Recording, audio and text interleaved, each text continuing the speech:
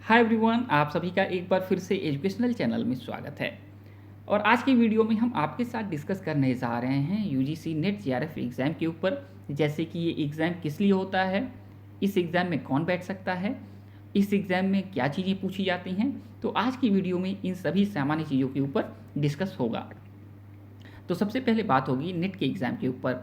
Net यानी कि national eligibility test. तो ये एग्ज़ाम राष्ट्रीय पात्रता परीक्षा होता है असिस्टेंट प्रोफेसर बनने के लिए, साथ में जूनियर रिसर्च फेलोशिप प्राप्त करने के लिए, इसके अलावा पीएचडी में एडमिशन लेने के लिए। तो ये एग्ज़ाम में जो लोग बैठते हैं और नेट का एग्ज़ाम क्वालिफाई करते हैं वो किसी भी भारतीय विश्वविद्यालय और कॉलेजों में असिस्टेंट प्रोफेसर बनने के लिए योग्य हो जाते हैं। फर्स्ट। सेकेंड, जो लोग इस एग्ज़ाम को क्वालिफाई करते हैं और टॉप के जो लोग होते हैं जूनियर रिसर्च फेलोशिप प्राप्त करते हैं, और इस देखा जाए जेआरएफ का जो लेटर मिलता है वो 3 ईयर के लिए वैलिड होता है, यानी 3 वर्ष के अंतर्गत किसी भी अगर विश्वविद्यालय में आप पीएचडी में एडमिशन प्राप्त कर लेते हैं तो आपको गवर्नमेंट की तरफ से रिसर्च फेलोशिप प्राप्त होता है। और ये फेलोशिप देखा जाए 40 से 50 हज़ार का होता है पर महीने का, और ये 5 वर्षों तक आपको मिलता रहेगा जब आप पीएचडी करेंगे तब।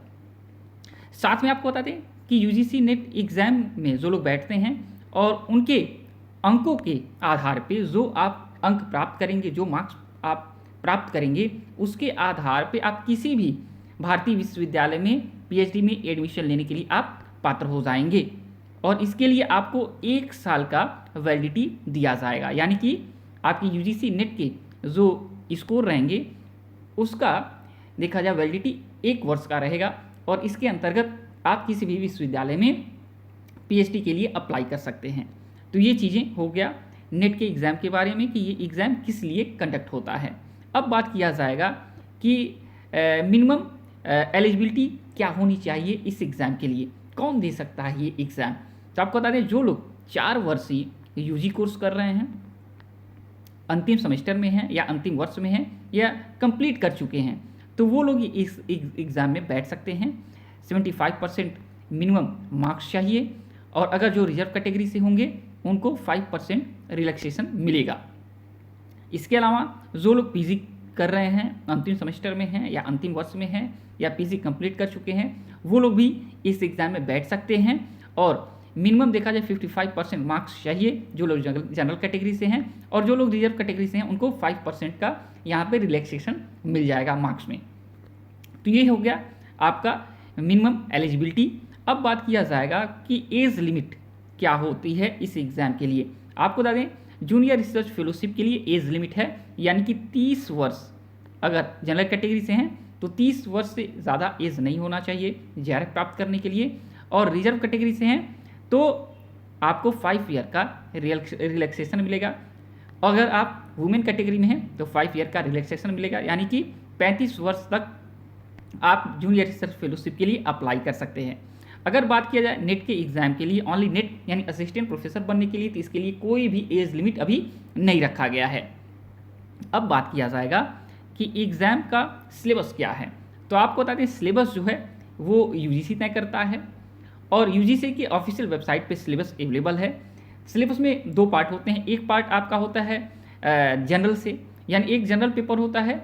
जनरल पेपर में देखा जाए सभी के लिए कॉमन होते हैं, जनरल पेपर हर सब्जेक्ट के लिए कॉमन होते हैं, जिसमें रिसर्च से क्वेश्चन पूछे जाते हैं, communication, ICT, environment, higher education, इसके अलावा देखा जाए जनरल मैथ, डीआई, ठीक है, इन सभी से क्वेश्चन पूछे जाते हैं जो हर सब्जेक्ट के लिए कॉमन होता है।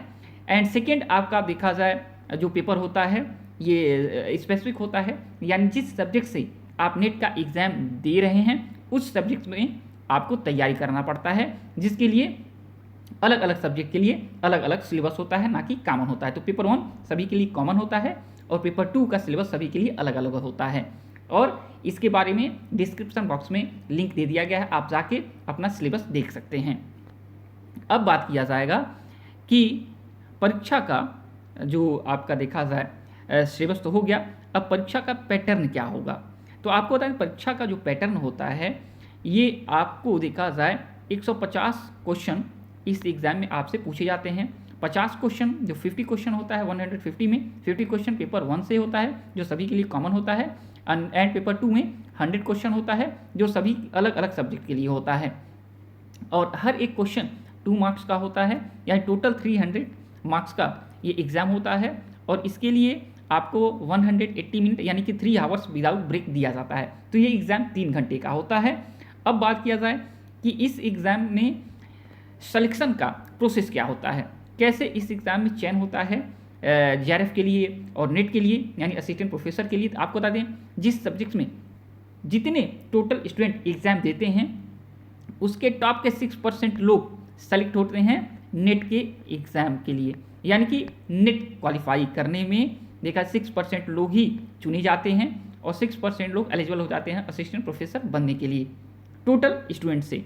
जिस सब्जेक्ट में जितने टोटल स्टूडेंट बैठे होते हैं उसमें के टॉप के 6% लोग नेट क्वालिफाई करते हैं, और इसी 6% लोगों में से 6% लोग का फिर चयन किया जाता है जूनियर रिसर्च फेलोशिप के लिए जो टॉप के होते हैं इसमें से।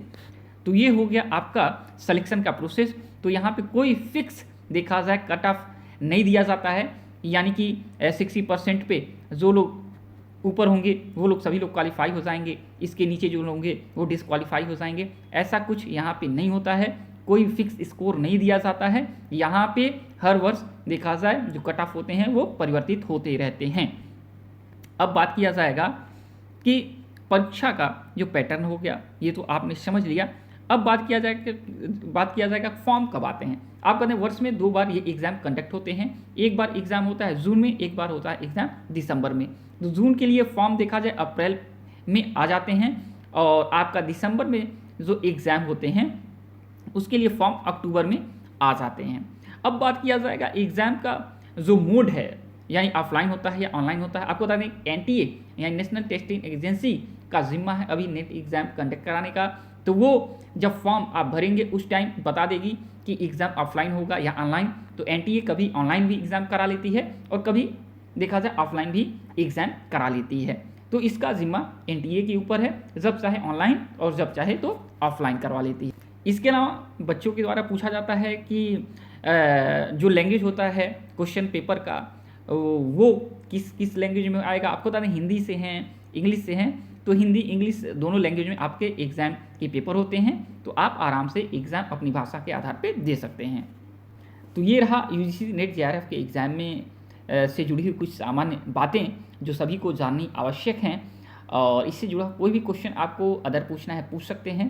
साथ में आपको बता दें कि UGC नेट का जो सिलेबस है और जहाँ से आप अप्लाई कर सकते हैं इस एग्ज़ाम के लिए, वो ऑफिशियल लिंक्स आपके डिस्क्रिप्शन बॉक्स में अवेलेबल है। आप विजिट करके सिर्फ देख सकते हैं कि कहाँ से हम फॉर्म भरेंगे और सिलेबस क्या रहेगा। तो आज की वीडियो में इतना ही। इससे जुड़ा कोई भी अदर क्वेश्चन पूछना पूछ सकते हैं। जब तक नेक्स्ट वीडियो नेक्स्ट अपडेट नहीं लाते हैं। Thanks for watching educational channel, और आप सभी का दिन बहुत बहुत शुभ हो।